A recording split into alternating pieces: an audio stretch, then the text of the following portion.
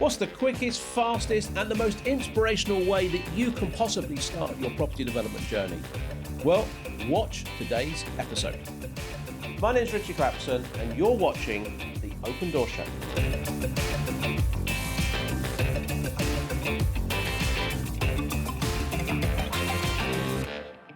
So why is this the quickest? Why is this the most inspirational? Well, today in the chair, I've got the wonderful Melanie Meigh. Now, she is a student of ours, often referred to as the pocket rocket. And I'm going to tell you, by the time you've listened to this show and watched this show, you'll realise why. Melanie, welcome to the show. Morning, Richie. How are you? I'm very good. Yourself? Well, I've got a bit of a croak. I think I've been working too hard. Working too hard or talking too hard? No, it's been a pretty busy few weeks for me. So, yeah, I've just got a little bit run down, but that won't stop me. Well, nothing will stop you, will it? No, nothing. Pocket rocket? Pocket rocket. Happy with that? I love it. Yeah, sums me up, doesn't it, really? It is a description we certainly say a few students pass across and they say, oh my word, she's so inspirational, she's just getting on with it. Tell me about Melanie Meigh so we can understand. What's your background? Well, I maybe have a bit of a head start on other people, perhaps. I was in the property business in London anyway, historically, from the sort of late 80s.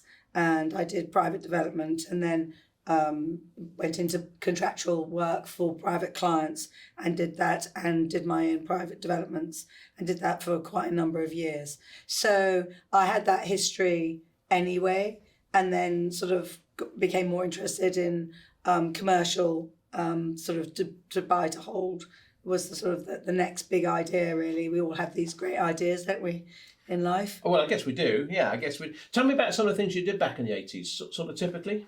Well, I remember getting really excited working for an Arab in Regent's Park, and I just finished a £1.5 million refurb, which was something that most people would dream of doing. I mean, I hardly knew what a piece of plasterboard was, really.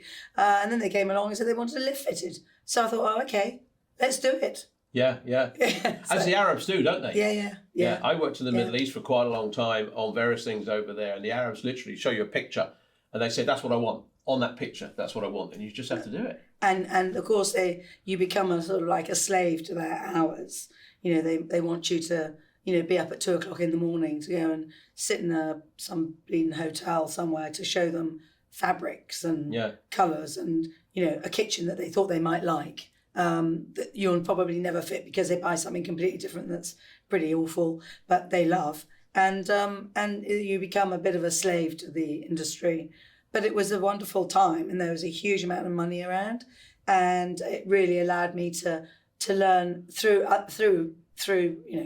working for them, really using their money to learn the industry.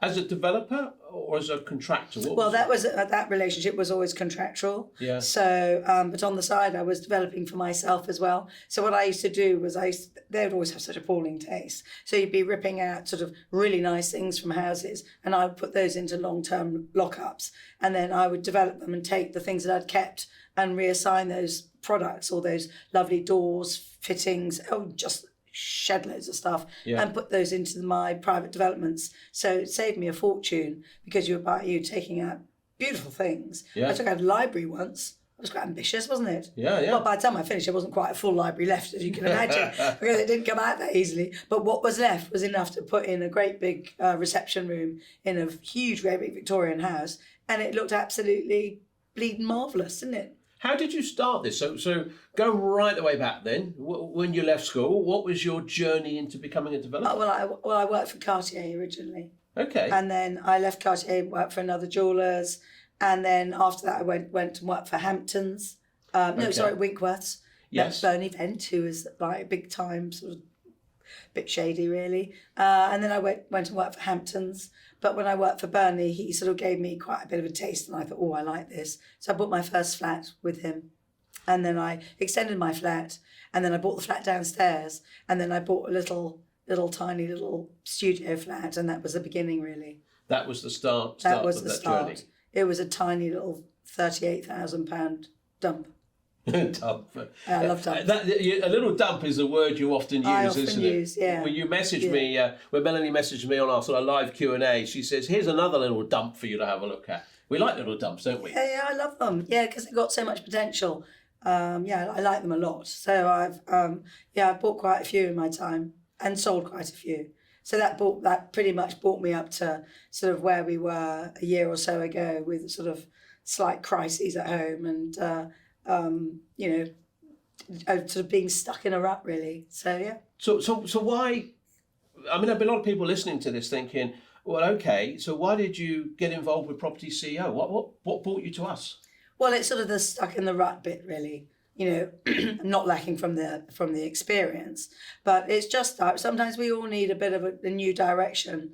My partner wasn't well. That was, so nice to have a bit of a, just sort of to a distraction. Yeah. Good distraction. Studying's always good. Learning's good.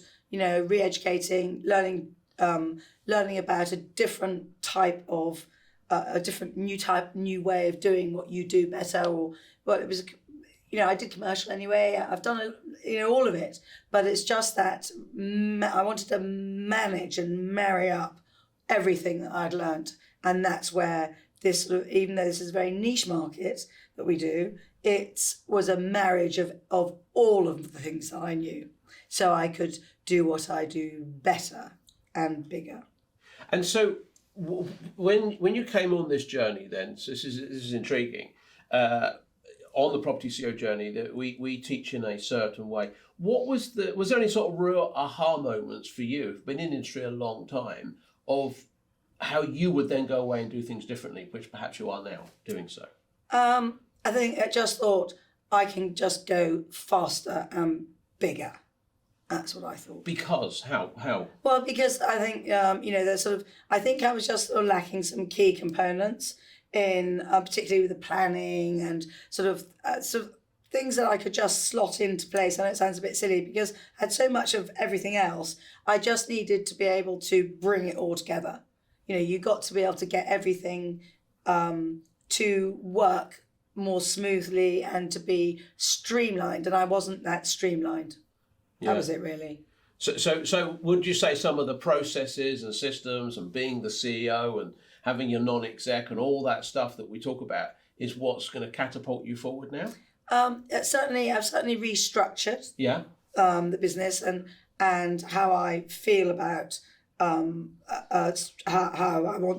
how it's going to go forward, and completely different. Yes, I've less sort of, I think perhaps I was too much alone before, and I think now now I have a big team of people who I call on. I mean, I use up to 12 consultants. Yeah. So it's gone from being small, and I think I manage them better, to work better for me so that I can make bigger decisions faster and better.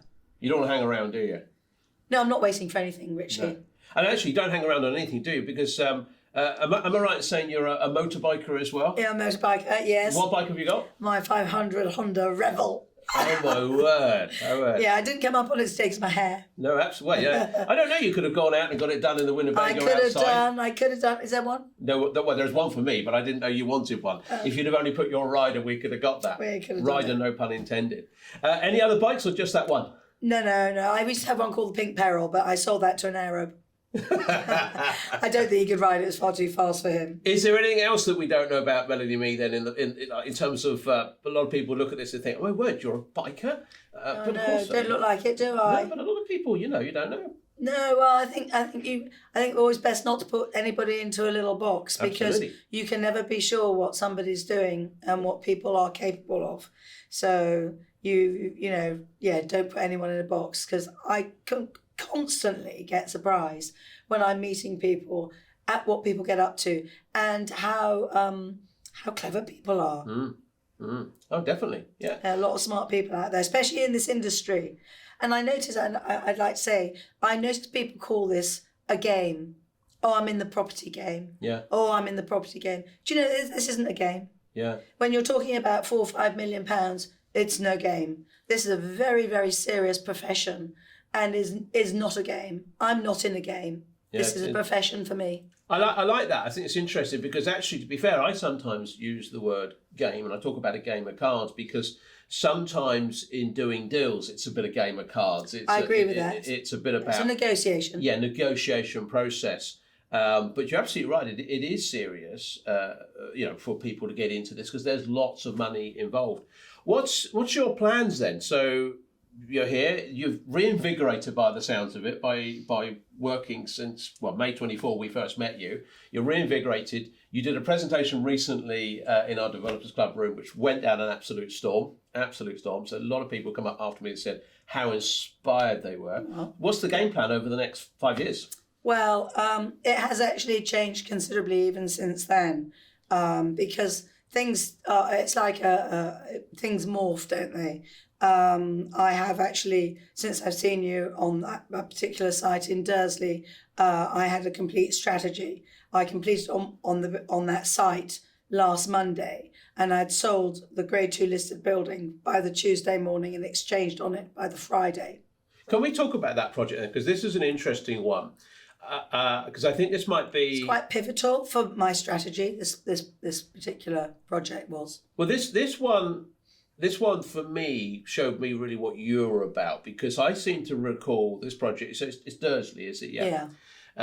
And you looked at this project, you brought it to the room, we put it up on the room with our planning consultant and everything, and Colin Smith and I said, that's a great deal. You should go for that, definitely start looking at that. And if I'm right saying you disappeared out at the break, out the room, and went and put an offer in. I certainly did. And secured it. Yep. Girls got to do. Because there was other people in the room who were also interested and other students that were looking at it, but you just went and got on and done it. Is that key, do you think, to success? Just action taking? Yeah, no, I don't wait. Yeah. Ever. No, there's no point. Why wait? What are you waiting for? What are you waiting for? Because you can always row back on an offer. Yeah. The funny thing is I kind of have that gut feeling, and if I think that there's a deal for me and it's not based on spreadsheets or anything like that, because bear in mind I do have history, not bad. You do have history. I know. I do understand property. Yes. I kind of do know. I have a nose. I would know if there's intrinsically a deal for me. Yeah. Anyway. I won't know if it's 19% or 21% or 18%, but I know that there's money to be made. And by the time I get to the end, I will have made my money. So I know that. So I knew I would buy it.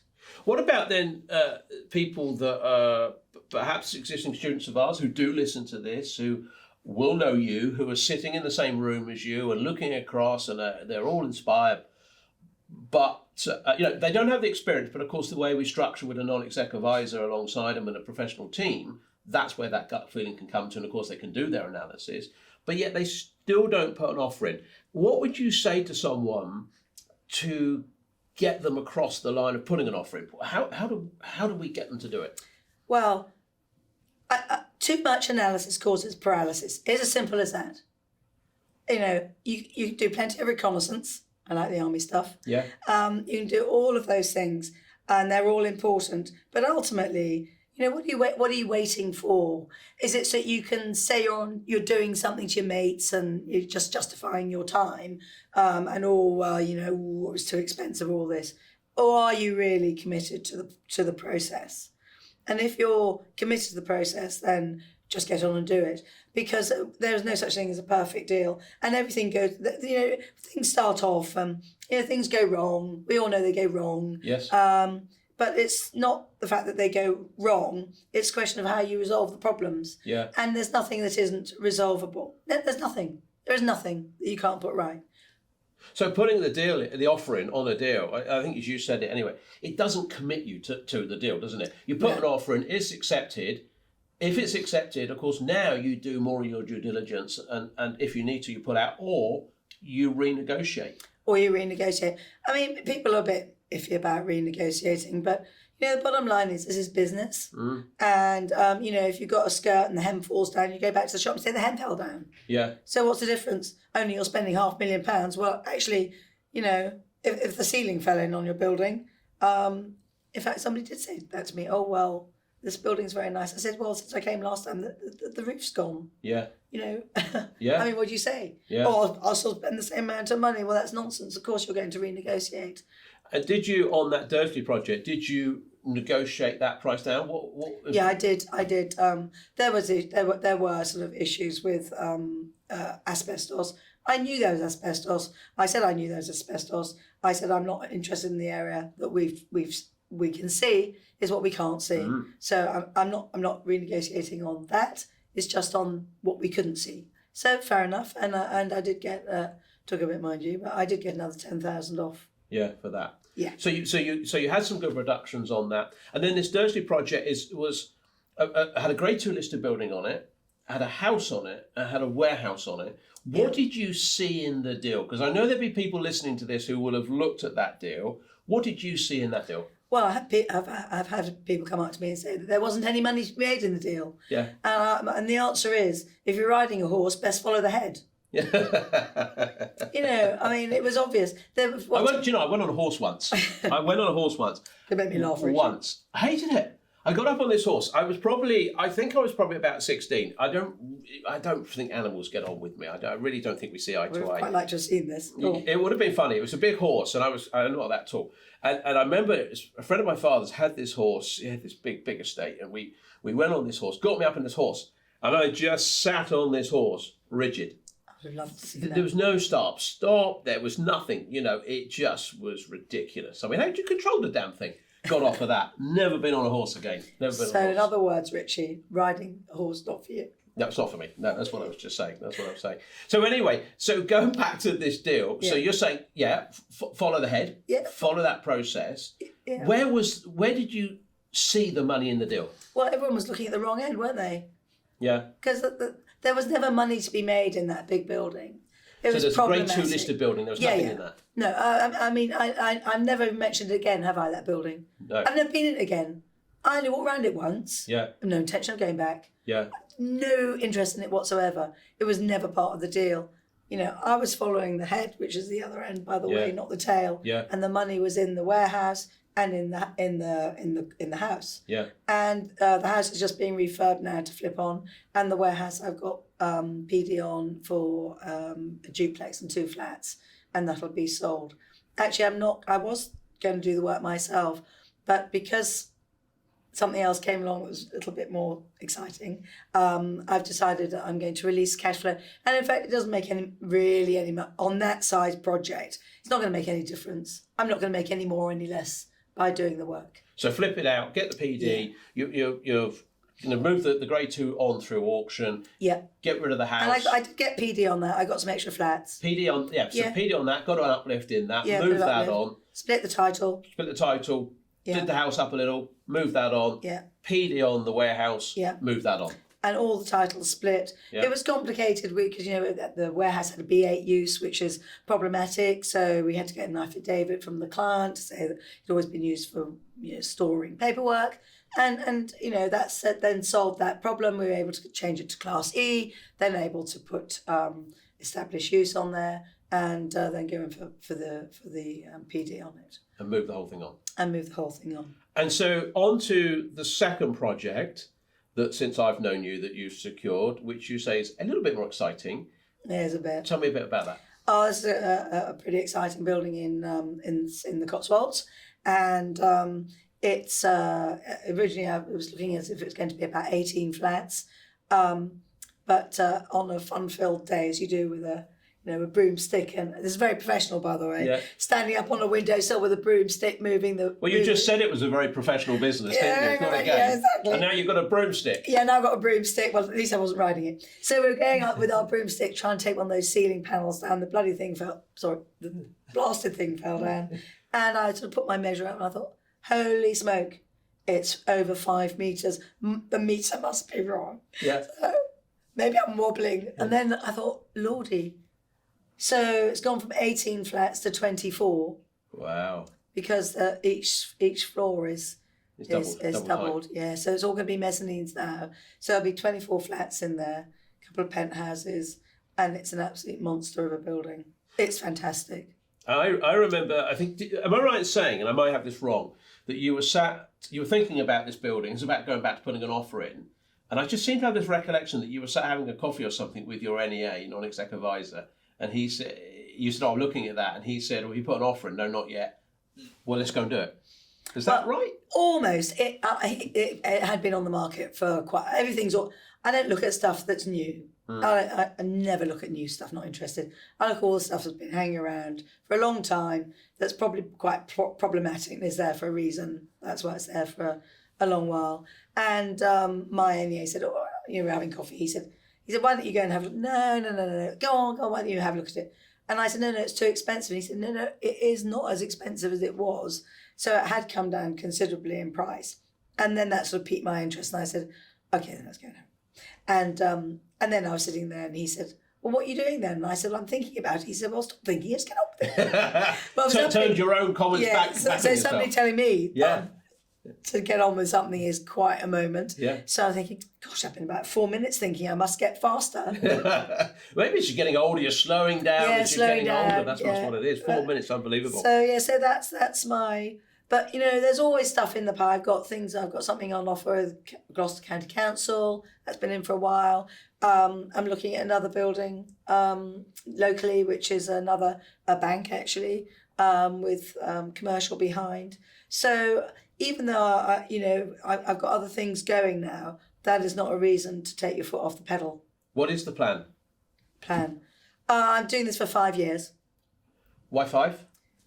Well, because I thought that was a good number. Yeah, good. That's a good number. 5's a good number. Good number. I mean, of course, I might change my mind. Yeah. But at the moment, 5 takes me up to sort of about 70. Yeah. I don't look it, do I? No, absolutely, no. No. Well, it takes me nearer to that, about 60. Nearer 70. Yeah. Nearer 68. Yeah, 60-ish or something like that. Yeah, I thought that'd be quite nice. I don't want to hold any property. I want to offload everything. I don't want to be keeping anything now.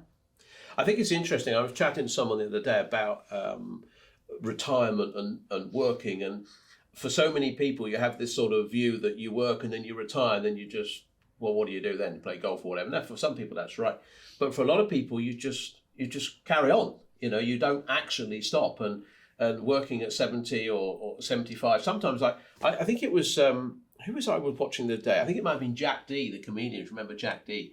And he was doing something, and I'm sure he's like mid-60s or something, and he's just opened a new tour. And of course, if you love what you do, and if you run it in the right way, it's not too much pressure. It's not really work, is it? Well, it definitely isn't. I mean, I have a lot of fun doing this, and you're right. I mean, I don't think about not riding my motorbike, and Pat Property and I have a love affair anyway. So would I stop it? Probably not. But I thought I'd just see where I was in 5 years. Take a view back, look at it, see how well I've done, and I will do well. Yeah. Without doubt. What about those people that are looking in, listening, but they're going to go, the obvious comment is going to be, oh yeah, but look at all that experience you've got. How would you say to someone who is looking at this, who's maybe thinking of coming on this journey, as you know, certainly in our Developers Club room, there's a lot of people that are on the same journey as you, but it's completely new to them. What makes them have the ability to do this, do you think? Well, I wasn't me 30 years ago, was I? When I first bought my little flat. Yeah. I was perhaps them. Yeah. So, I am a lot older than everybody else, perhaps, who I've reviewed and changed and altered and morphed quite a lot, but I'm still the same person. But 30 years ago, I didn't have all that experience, and that didn't stop me because I wanted it. I wanted that. I wanted to do property. I loved the subject. I was genuinely interested in it. Yeah. And I could see a future for myself in it. Is it just taking that first step? Because if you've got no experience, obviously you can get the education. That's part of what we provide. You can get the education, the support around you, but you actually have to take that first step. Is it that first step that's just perhaps the one that people struggle with, do you think? Or maybe if somebody had helped you with that horse, you might have done a bit better. Let's not go back to the horse. It was frightening. I mean, it was a long way up. Well, there you are. The further you go, the further you have to fall. Yeah. But the further you have to fall, the better you need to be at your job, don't you? And I think for everybody, take heart, because it is a question of starting. And unless you start, you don't move forward.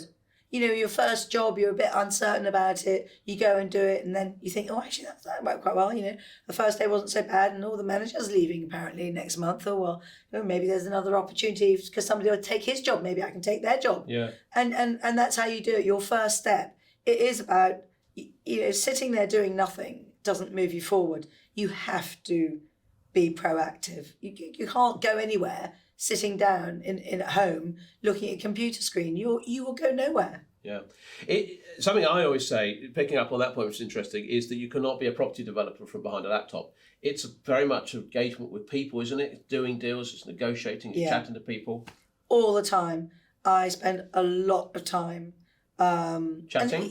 I do a lot of that. But also I'm sociable, so I never know who I'm going to meet. And I was fishing one day and somebody offered me a deal. I get offered stuff all the time in the most weird places because you're just chatting to people and then they go, oh, well, you know what, I've got this, and then they've got this. It could be a farm, or it could be a townhouse, or it could be something in Wales that they don't know what to do with. I'm not going to Wales, mind you, but so if anything in Wales, you're not interested. I'm not interested in Wales. Scotland? Don't do Wales. No, don't do Scotland. England? Yes. Okay, England.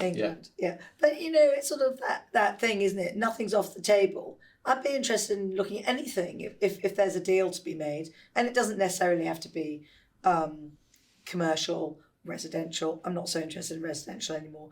Commercial is my thing now. What about then the challenge of getting the money? Because that's a big challenge for a lot of people. Some people might say, well, it sounds like you've got a great background. It sounds like you've got pots of money to do all this yourself. What would you say to people about raising money, getting money into doing a development? Yes, I think that sort of was a bit of a thing that I did consider for a minute, because actually if you want to do this and you're looking to invest, it would be a small property or a large property. It doesn't really matter. You never have enough money. And no, I don't have my own money. I use investors. I speak to people. I sell a project. In fact, ironically, after I finished doing my I had a Zoom call the other day about my next purchase, and there are 9 people there. At the end of that, somebody sent me a message. One of the, what do you call them? One of my consultants. That's the word. Thank you, Ritchie. Help me out there. One of the consultants sent me a message later on that day and said, "Could I talk to you about purchasing the penthouse?" Wow. Now you see. Yeah. Somebody obviously has a faith in the vision. Yes. They've sat in on me saying how this project is going to be managed, financed, how it's the exit strategies, how the whole project is going to start from start to finish, even where the show flat's going to be and where the project manager is going to be sitting during the course of the project. And then somebody says, I want to buy the penthouse. So I haven't bought the place yet. Yeah. And I haven't bought it, but you've got someone who wants to buy that. Yes. And so people get involved, people will lend money, you can borrow other people's money, because I think they made a comment there, everyone, even the biggest developers, run out of money.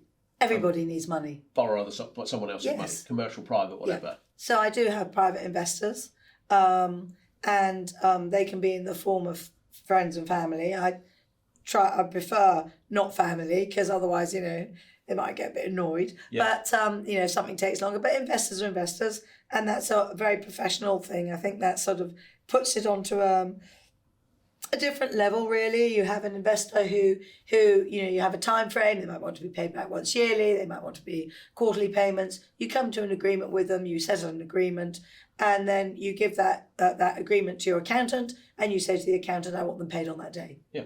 So very professional setup to do that. Yeah, very professional setup. And so for them, 10% is good. Yeah. It's good return. Yeah. And also there's that thing, isn't it? People quite like to feel part of something. Yes, very much so. Part of a journey. And I think that's quite exciting.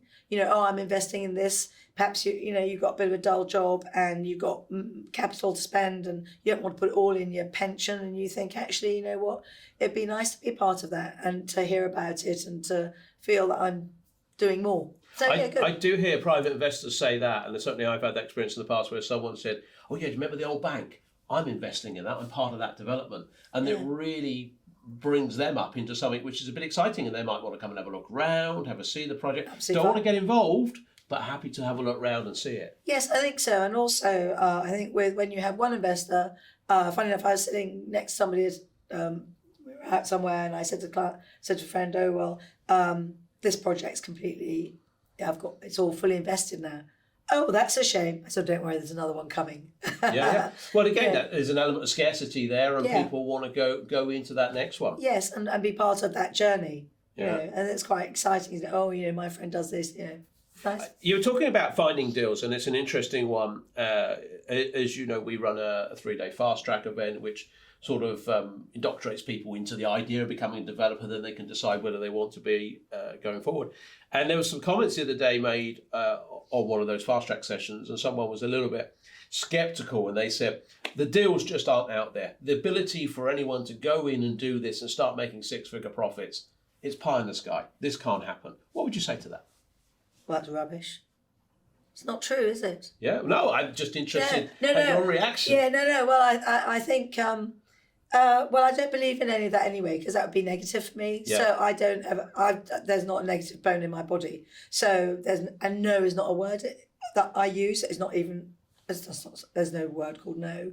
So my answer is that there's always something. But you see, I think I said to you earlier, I wouldn't be looking for a new deal. You know, for all those people chasing after the same deal, why are you doing that? Yeah. There's stuff on the market. You know, there's stuff that's been around for years and years and years. And ask yourself the question, why? Why is it on the market? Why hasn't it sold? What was the problem with it? Why wasn't that problem solved? And by the time you've asked yourself a couple of questions, you've got to your, you know,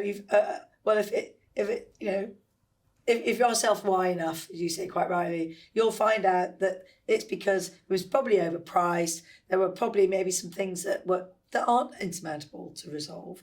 And actually, if you offer, you may well have a motivated seller. But there is stuff around. And then it's a question of being bold enough, be bold and think, okay, I'll step a little bit out of my comfort zone. But once you've done that once for the people that are starting, once you've made your first offer and you've done that once, you will break that you'll have got through that sort of little thing that's stopping you. Yeah. It's that even just putting that first offer in, even if you're rejected, I certainly see the light in people's eyes. Oh my God, I put an offer in. Oh, it's been rejected. But I didn't die. I put an offer in and I didn't die. No, you so didn't it's okay. Die. And you have to remember that agents and people are used to people putting in offers. And they're used to it is for them, it's cat and mouse for them to see which ones they can reel in and whether or not they can. And you know, they can help you make a deal come to life, actually. Yeah. They may be your foe at the start, but they'll end up being your friend because they'll want the deal to happen. They'll have got so far down the line, the thing's been on the market for 4 years, that you know, they want it to happen for the client. They're acting in the client's best interest, and it probably is in the client's best interest to get shot of the darn thing if it's problematic to the client. Whereas for you, it's an opportunity. So the agent is not necessarily the foe. He can become the friend, and you can turn him into a helper. In fact, for my property I'm buying now, we have had issues, not major, but I mean, we're absolutely flying through that purchase now, and the agent has been very, very, very, very motivated to make it happen. And I think in terms of challenges on that project, I know we were just chatting off camera before we started today about one of your challenges. There's no car parking on that site. But you've resolved that separately, because that might put a lot of people off. But you've just gone, well, let me just solve that some other way. Good old Nimbus. Yep, looked for a green spot and couldn't find one except for this tiny little bit. When I zoomed in, I thought, that's enough for a car park. Yeah. So I put an offer in for that. And then the sort of vendor sort of started to get a bit tricky. So I went back and said, well, I'll do a lease option on it. So I'll take that for a lease. And if you get the planning, the change of use, to sort out all the access issues with the council, that'd be fun. I thought I'd put him off. He may go back to offering the full amount of money. Yeah. But he lives in Australia. So while he's busy working and deciding how tricky he was going to be, I've gone off and found some parking elsewhere. Yeah. And I've solved the problem. So apparently he's come back and said he's interested in the lease option. And I've just written to the agent this morning and said, actually, go back to him. Say that I'm really cold on the whole deal now. Yeah. So, I've offered half the money. It was at 85, I've offered him 40 now. So, because I've found parking elsewhere, I've solved the problem. So it's business, isn't it? It's business. What's your biggest challenges on this you sort of been reinvigorated since last year where we've worked with you. You're absolutely flying. What's been your biggest challenges over this last year? Well, not very many. I have to be quite honest, because if I'm really being honest, not that many. It was the main thing was just to decide on which way I was going to go forward, and to sort of marry up my sort of all the things that I had, and to bring them together and look at the whole thing differently, and not to be afraid to change what I was doing. In fact, to embrace the change and to do things differently. Because with a 5-year end game, I put that sort of little 5-year thing on, just to make sure that I achieve that. I didn't want to have it open-ended where I didn't get there. Yeah. So I thought I'll do that, and then I'll achieve that goal. Was to reconsolidate. Yeah. And to go back to being what I was all those years ago. And I was saying to you outside that actually I'm the same person that I was 30 years ago.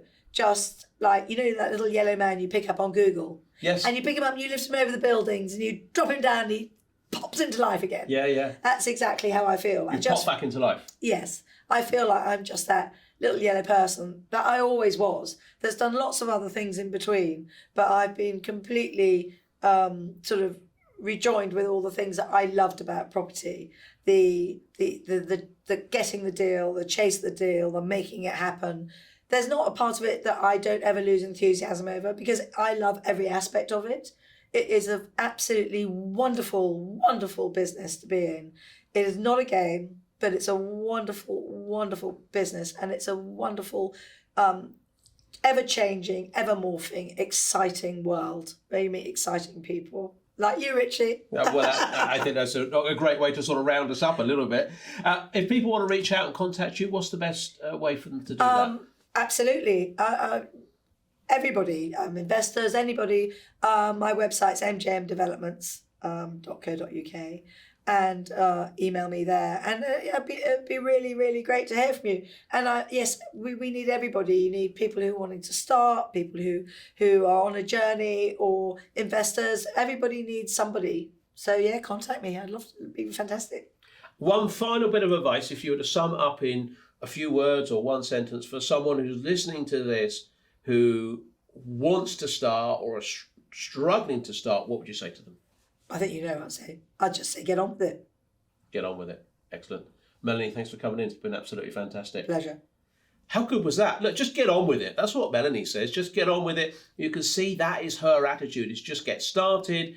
And because it's not going to kill you, put that offer in. Or even if you're right at day one, make that first step. Literally, you're one step away, one deal away from maybe changing your life. But you've got to get started. So no holding back, no negativity, all about positivity. Hopefully you like what we do here. If you do, like and subscribe, and you'll never miss another show. See you again soon.